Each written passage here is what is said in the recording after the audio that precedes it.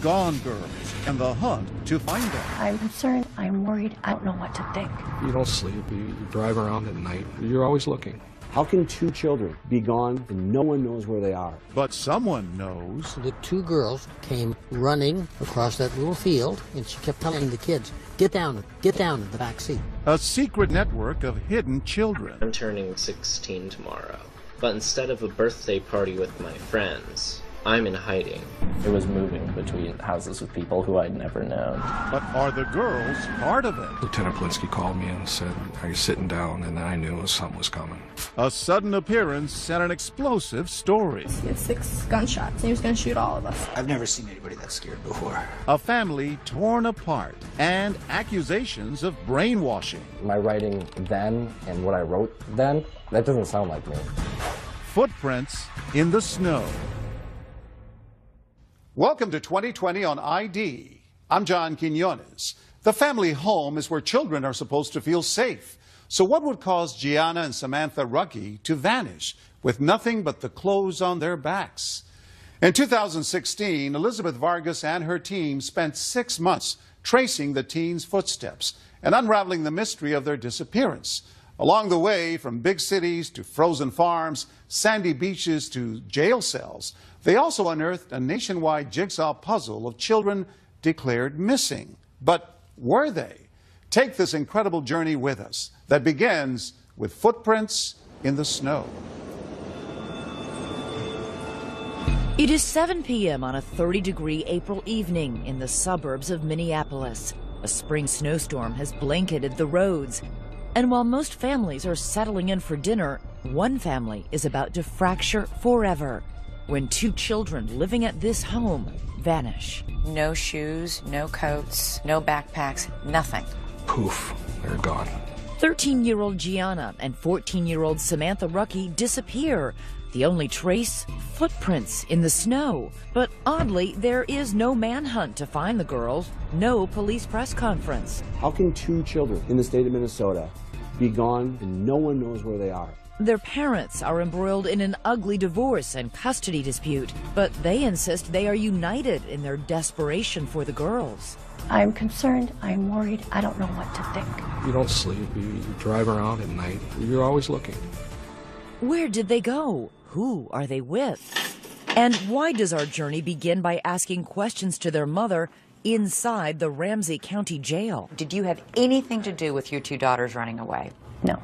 Do you sit here and think, how did this happen? Clean record, never had Clean a problem. record, and here you are in jail on $1 million bail? What's going on? I have no idea. This shouldn't be what happens in a divorce.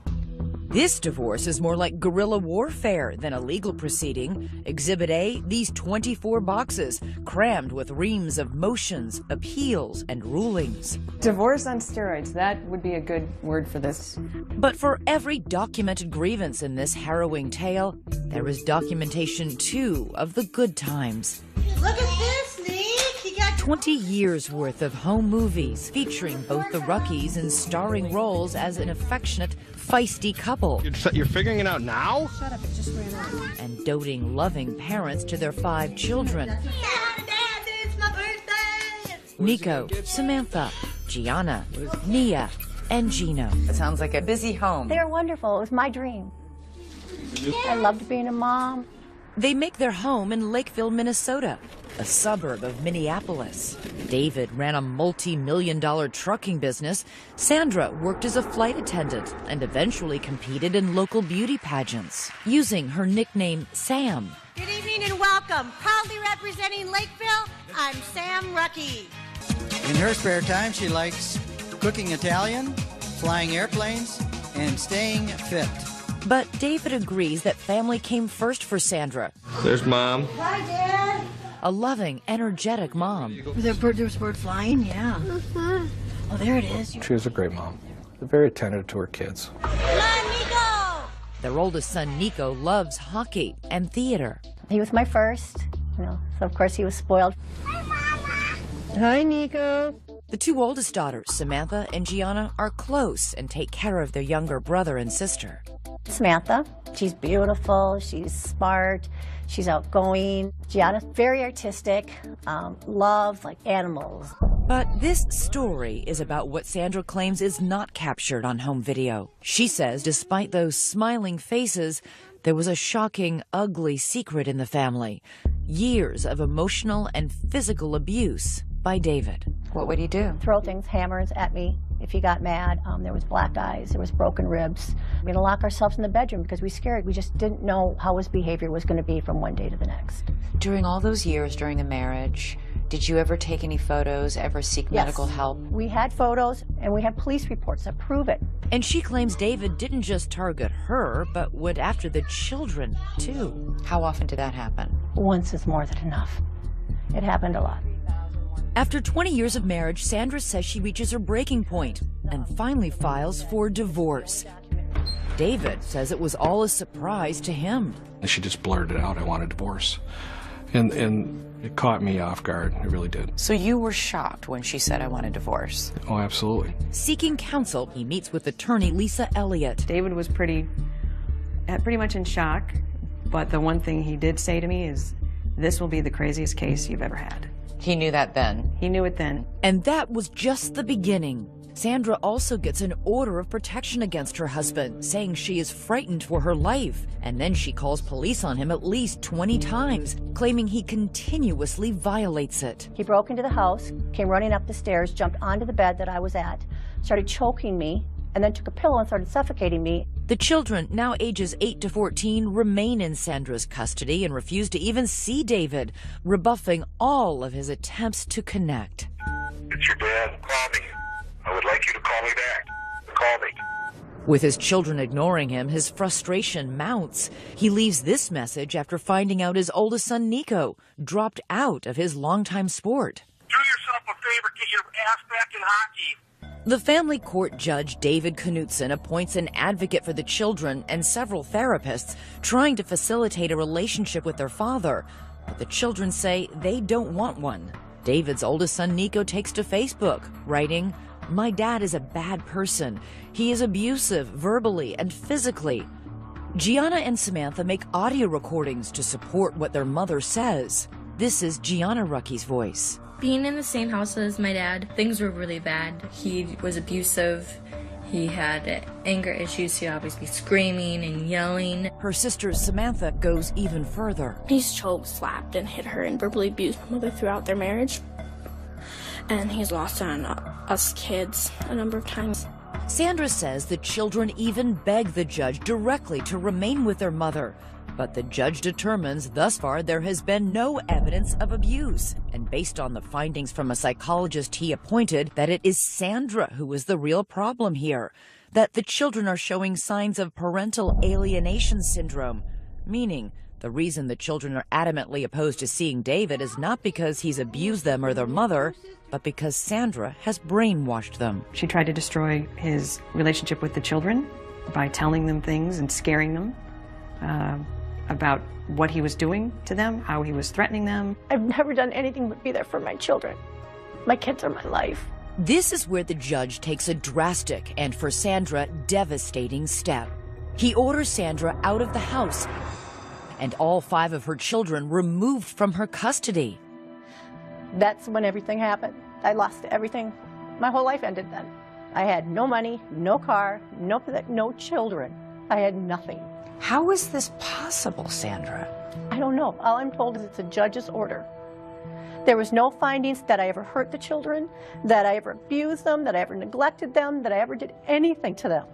David's sister Tammy becomes the children's temporary guardian. She moves into the Rucky home to take care of them, but the 2 oldest girls, Samantha and Gianna, are having none of it. They came in, they were looking at the house, and then they went upstairs, and when they went upstairs, I heard a ringtone, a music ringtone. And I thought, okay, maybe they have a phone. Tammy goes downstairs to the basement, thinking nothing of that call or who might be on the other end. Just 20 minutes later, I didn't hear anything, and I see their shoes in their backpacks. I'm thinking they gotta be here. Well, I go to look around, and they're nowhere to be found. The girls are gone. Then I called 911. Next, where did they go? Who was on the phone? Did you think, where might my 2 daughters have gone? Could they have entered a hidden world? A network operating outside the court system for vigilante parents taking the law into their own hands? And what does their father have to say about all this? Stay with us.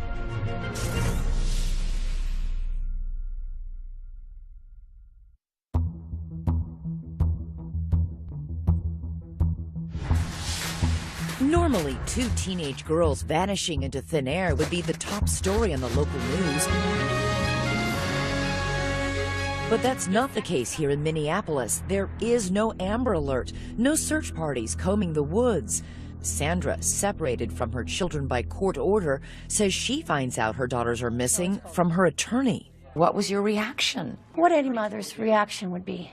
I'm concerned, I am worried, everything was going through my mind.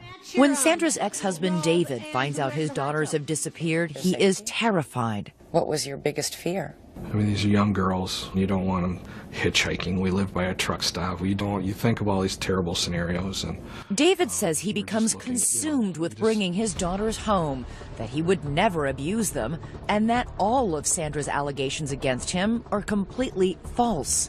Have you ever raised a hand against Sandra or your children? Have you ever struck them? No. Have you ever physically abused them in any way? No. I'm a big guy. I kind of come across aggressive, but I never pushed myself upon her. I never did a thing to my children. Do you have a problem with anger?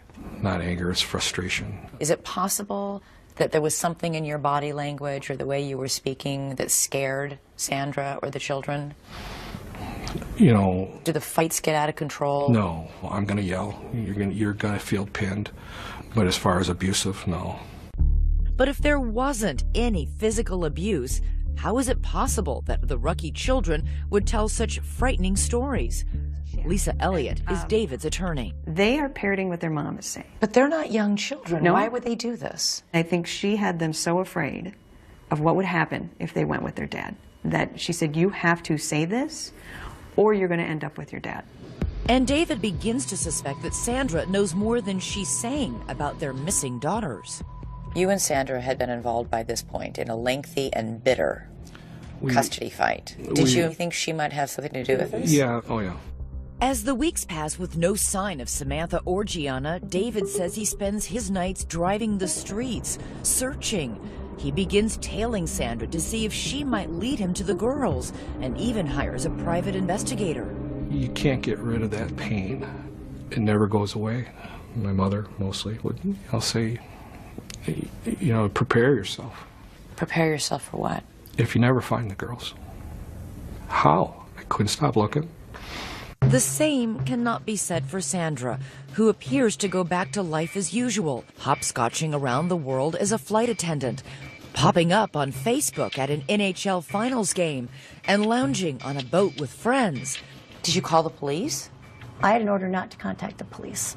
You have a right to contact the police if you're a victim of a crime or if you're I have a court in order danger. from Judge Knutson that I am not to contact the police. But this court order directly contradicts that, specifically stating that Sandra should report any information she has about the girls' whereabouts to authorities. So you did nothing when you found out they were missing then? Okay, I guess if you're in that situation where you've been stripped of everything related to your children, you don't know what to do. If one of my children went missing, I'd be out there with a sandwich board saying, find my child. The courts had completely tied my hands. 1 month after the girls' disappearance, there is a bizarre twist in the story. They show up, but in a place no one expects. The Rucky girls say they want to be heard. On local television. They met with us at a hotel. We don't know who brought them here. The local Fox 9 station airs this story, and right there, sitting in front of the reporter, are the two missing Rucky sisters. I'm just really scared it's going to end really badly. And once again, they back up what Sandra has been saying. He was abusive. Really. In what way? Emotionally, verbally. I mean, our mom was always our protector, but now there's no one there to protect us. I watched them pleading their hearts out, asking for help. That's what I saw. His two children begging for help. The Fox report includes an alarming allegation about David. This time, it is a chilling story about him wielding a gun and threatening to murder his entire family. Sat down at our kitchen table and said that he was going to shoot all of us. He had 6 gunshots, and he was going to shoot all of us, my mom included.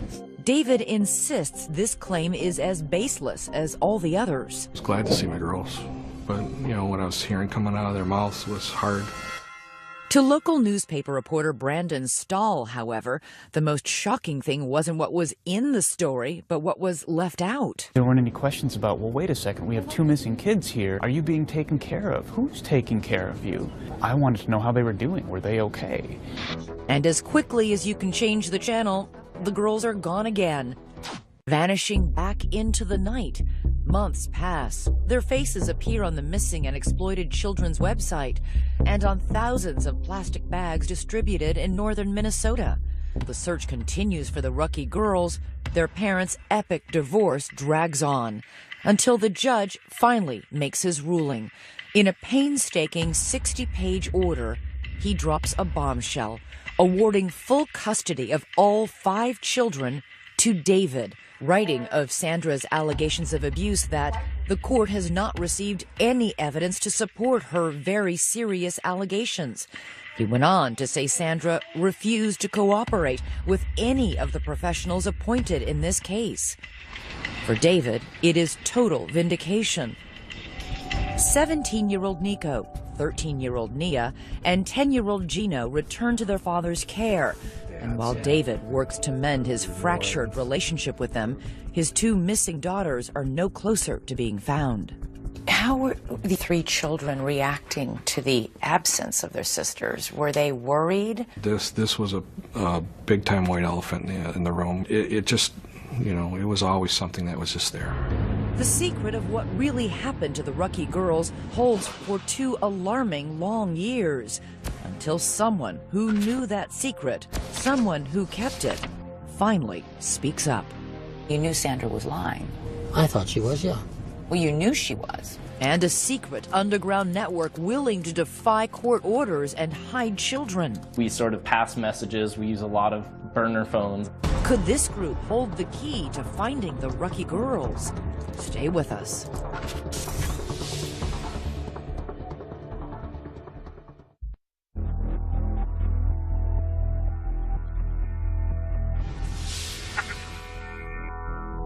From the moment the 2 teenage Rucky girls vanished, police suspected their mother, Sandra, was lying. At any point, did you tell your children to run away from home? No. You never encouraged any of your children? How can I encourage my children to run away? I've had no contact. Police suspected that not only did Sandra have contact with her girls, she also had help hiding them from a secret underground network of people willing to defy court orders and conceal children. Damon Dumas knows all about defying court orders. He went into hiding when he was 14 years old, using a loosely organized group of safe houses to escape life with a father he says was abusive. My mom actually made sure that she wouldn't know where I was going. Mm-hmm. She handed me off to someone she trusted, who handed me off to someone else that she trusted. Who was taking care of you? Whoever I was with was taking care of me. Were they strangers? They were all strangers, yeah. I was moving between houses with people who I'd never known. It'll be someone who maybe hears about me and says, hey, well, if Damon ever needs someone to stay with, he can stay with me. And we sort of pass messages. We use a lot of burner phones. Burner phones? You sound like you're in a spy movie. Well, in a lot of ways, that's what it felt like. So how often do you come out to the beach now? While on the run, Damon says he lived in around 10 different homes, never staying anywhere long. During that time, he made videos and posted them on the internet. And I'm turning 16 tomorrow. But instead of a birthday party with my friends, I'm in hiding. But this life in shadows came at a steep price. Did you go to school? Actually, I did not, and that's something that I sort of regret, because I ended up, when I got out of hiding, I had to go back a year in high school. What did you do with your days? I played video games. Honestly, I had no one to talk to. Were you homesick? Absolutely. Absolutely, every day. Those days turned into months, and instead of getting easier for Damon, life got more difficult. I called my mom and I said, I don't know how much longer I'm going to make it. Because I was considering suicide at that point. It had been very long in hiding. In those videos, Damon discussed the abuse he says he suffered. I told police about this. I told psychologists. I even told a judge. And yet somehow it was all covered up in lies. Today, Damon is an activist working with an organization called the Women's Coalition. He blames the court for forcing him into his life on the run, even though Damon's father strenuously denies ever abusing his son, and a judge agreed there was no credible evidence to prove it happened. He said that whether or not I was being abused, my mom had to stop talking about abuse, and that Why would a judge do that if he really thought you were being abused? Because what people don't understand is that this is not something that is a one-time case. This is not something that happened to me. This is systemic. And the internet is teeming with videos of mothers who say they too have been victimized by family courts after they reported their allegations of abuse. As a mother, you try to protect your son, and that was my biggest mistake. Said I cried wolf when Children need to be believed. The courts forced my children to go on visitations. I am seeking justice. It is okay to protect our children. If you're a mother and you allege child abuse, your odds of losing custody are extremely high. Joan Meyer is a law professor at George Washington University who studies family courts. Her research has turned up some surprising and, in her mind, troubling results. If you raise abuse, especially child abuse, you've got to make a very strong case. If you can't nail it, not only will you lose custody, you may lose all access because the assumption will be that you have poisoned your child's brain with these ideas. Sandra says this is exactly what happened to her. So, did her daughters run away to protest a family court ruling like Damon Dumas? That's what Brandon Stahl, reporter at the Minneapolis Star-Tribune, wanted to find out. On the 2-year anniversary of the girls' disappearance, he decides to write a story. I wanted to know if the girls were okay and if I could find them. He didn't find the girls, but he did find this man, Dale Nathan, a diminutive 81-year-old who has spent years working as an attorney in custody cases. Dale had his legal license suspended after he refused to reveal where one of his clients was in hiding with her child. He is a fervent supporter of Sandra. Dale is somebody who believes to the bone that the family courts in Minnesota are corrupt. The story Dale tells is a doozy. He says he was with Sandra on the night her daughters ran away. He says Sandra and he were driving around in Sandra's car when she took him to this field, just blocks away from the Rucky home. We drove with Dale to that spot. Now this is about the area right back here where Sandra stopped. He showed us where they pulled over. That's the one we want to take. So you stopped, you parked, you waited? And after about 20 minutes, the 2 girls came running across that little field. They got into the car, and then Sandra started driving. The 4 of them drove around back roads for more than 2 hours. She kept saying, oh, the Lakeville police, they're going to find us. And she kept telling the kids, get down in the back seat. During the ride, Dale says Sandra was frantically making phone calls. Apparently there was no plan, and she was making plans on the run. Dale says he knew that the children had already been taken out of Sandra's custody and that by driving off with them, she was breaking the law. Sandra was busy telling the police she had no idea where the girls had gone, and you knew Sandra was lying. I thought she was, yeah. Well, you knew she was because you were in the car with her. That's true. Right. You're right. So if you knew she was lying about that, why didn't you go to police and say, I know what really happened? I think Sandra was trying to protect her children. I wasn't going to betray that. Dale insists he couldn't help even if he wanted to. He doesn't know where Sandra ended up taking the girls. After hours of driving around with him, she dropped Dale off at a truck stop and then drove away with the girls still in her car. Last April, the Star-Tribune published Brandon Stahl's story, and one reader in particular was riveted. What did you think when you read the account of Dale Nathan? Dumbfounded. Or like, this is completely validates everything you suspected. Everything. At that point, we knew Sandy was involved.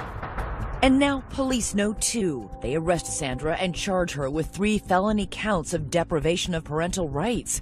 She's thrown in jail on $1 million bond. But the mystery remains, where are the girls? 1 month after Sandra's arrest, there is stunning news. Lieutenant Polinsky called me and said, are you sitting down? And I knew something was coming. Next, the Rucky girls found at last. But where have they been? Who took them in? We're on our way to find out. And you may be surprised by what we find behind this door. Stay with us.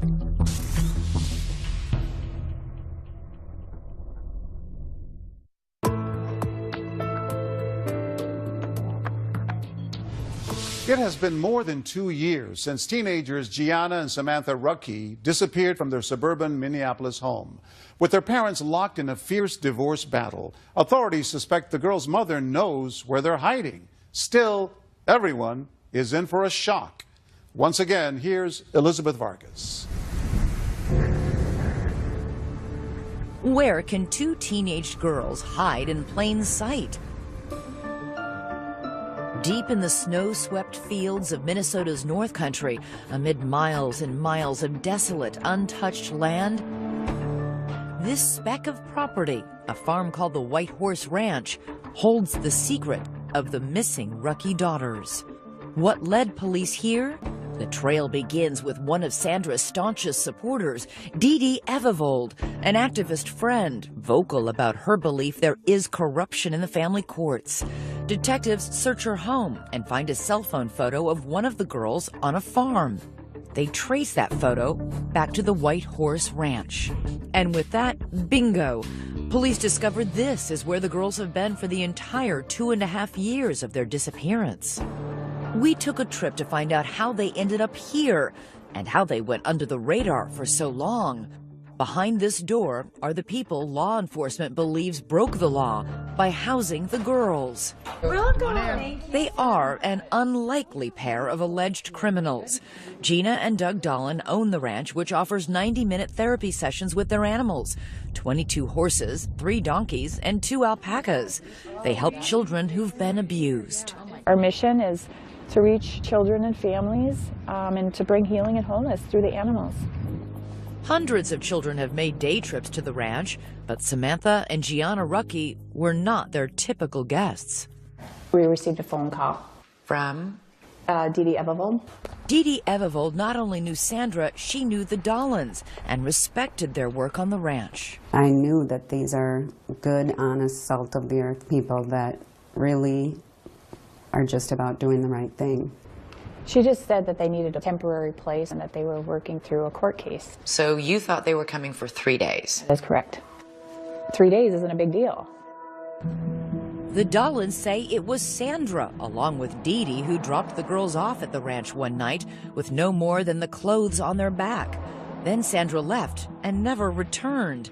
Days turned into months, and then astonishingly, years. I don't understand how 3 days turns into 2.5 years. I don't know if I can even answer that question. This is where the Dolans' attorney, Travis Kyle, steps in, because the Dolans, along with ID S05 and Sandra, are now facing felony criminal charges for their role in the girls' disappearance. At this point, there's certain information we just can't disclose. But they can say that in that long period of time, the Dolans never saw Sandra again. They spoke to her by phone only a handful of times. And it was always from a track phone, so there was never a way of connecting with her. And then would speak to the girls? No. No. She didn't want to. I mean, she was very concerned about them and tell them that I love them. I almost feel like she knew that they were safe here. Don't you think that's a little weird? Mm-hmm. We run into a lot of weird stuff here. While the Ruckey girls are away from everyone and everything they know, communing with the alpacas, 3 hours south, their fathers scoured the earth for any sign of them. Why did you keep them here, despite the fact that you knew a parent was looking? I wouldn't say that we kept them here. We allowed them to stay. They could have left at any time. They didn't want to leave. But didn't you know that people were looking for these children? I can't answer that. Not at this time. Our choices were to put them out on the street or give them a place to live. And we did not want them out on the street. They told you they would continue to run away if forced to return to their father? But you must have known, you did know, that they had a father who was looking for them. Did you ever think about him? I thought about them living on the street and what would happen to them if they were on the street. Did you try and reason with them? They're girls, they're minors, they're not allowed by law to decide where I get to live and what's best for me. Yes, we did. A number of times. And it was a lot of fear. I've never seen anybody that scared before. Did they ever sound coached to you? No. No. I believed him, 100%. At the ranch, the girls made a new life for themselves with the Dolans. They were homeschooled. Their daily activities included helping with the animals. Everybody has to do chores. Anything from cleaning pens to feeding the animals to brushing them. The nearest town is Herman, population 437. Was it a secret that the girls were here? No. No, it was not. So you didn't like say, okay, go hide in the back bedroom when somebody's pulling up? Everybody knew they were here. You made no effort to conceal them? No. No, they had been in public, they'd been out shopping, they were in the hair salon They in went Elbow to church Lake. with us. And they went by their first names, Samantha and Gianna? Yes. The Dollans say they were only helping the girls. They, along with Dee Dee Evevold and Sandra, have all pleaded not guilty to the charges against them. But what about that so-called underground network that helped children like Damon Dumas flee court orders? Are you part of this underground network? No. No.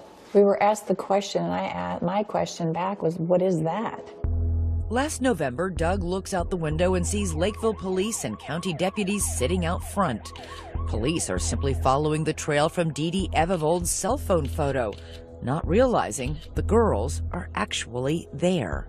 I walked out and they told me that they were looking for the girls and wanted to know if I knew anything about them or their whereabouts. And I told them, yes, they're in the house. They were quite frankly shocked. The Dollans say the girls were devastated. Is that the last time you saw them? Yes, it was hard. So what would you say to them if they were watching this? We pray for them every day, and we love them. And we want what's best for them, truly. But did they do what was best for them? David Rucky's attorney, Lisa Elliott, says absolutely not. Is it possible they were just good Samaritans trying to help? When the mother drops them off and doesn't come back for them, ever? For 2.5 years? For 2.5 years, I would think most people would at some point say, we need to look into this. So what happens when police take the girls from the farm? Lieutenant Blinsky called me and said, we found the girls. And I kind of crouched down to the floor and I didn't say anything. He said, are you still there? I said, yeah. So I really didn't get absorbed very long. We went right back into dad mode. So how does a broken family get pieced back together? When David finally sees the girls for the first time, it is not the reunion he imagined. Were you nervous? I ran out of the room. I started crying. I didn't recognize them because, you know your children. You remember what they sound like. You remember how they looked. I didn't recognize my daughters. The hard work begins of building trust with two girls who still fear their father. Samantha and Gianna said a lot of devastatingly terrible things about you, publicly. But again, they're in a fragile state. Do they still believe those things? I don't know. We don't get deep into things along that line, so we're moving forward. While the girls may not be recanting their accusations against their father, their big brother is. Coming up, I'm done playing a pawn. Sandra's own son is turning on her. And now that her supporters are revealing her role in the girl's disappearance, what will she say when we confront her? You sat right here and spent half an hour telling me you hadn't seen or spoken to your daughters. If you were lying to me about that, what else might you be lying to me about? Stay with us.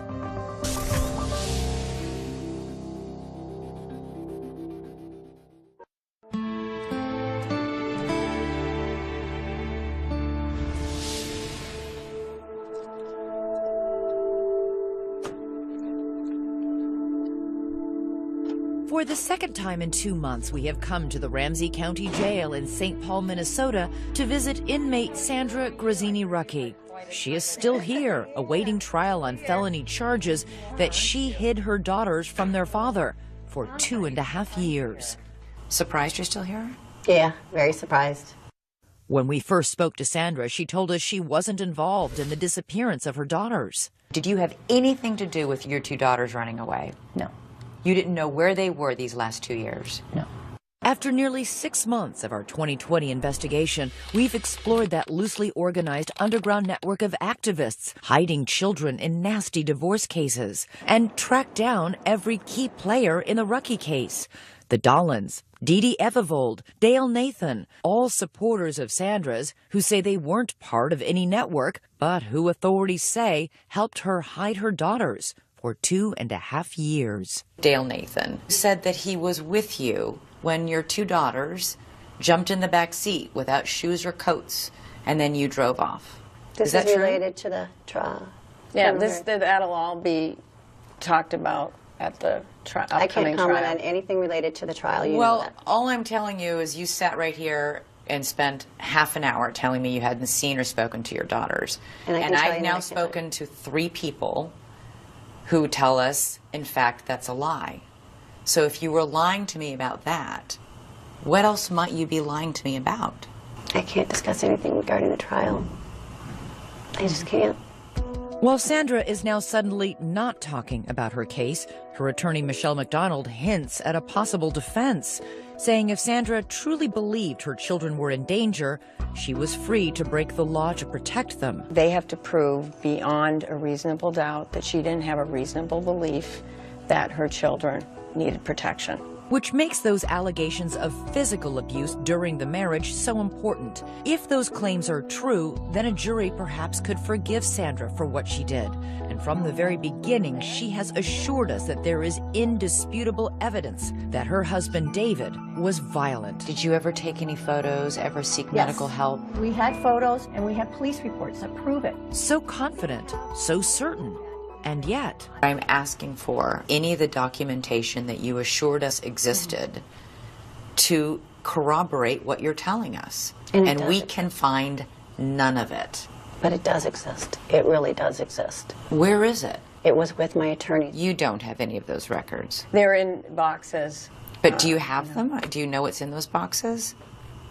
You have all the police attorney reports, gave the police reports. You have everything. Yeah. And I will turn them over to you. So we head to Michelle McDonald's law office for an appointment with those boxes. Okay, so here they are. This is Sandra Grazzini-Rucky's basically divorce case.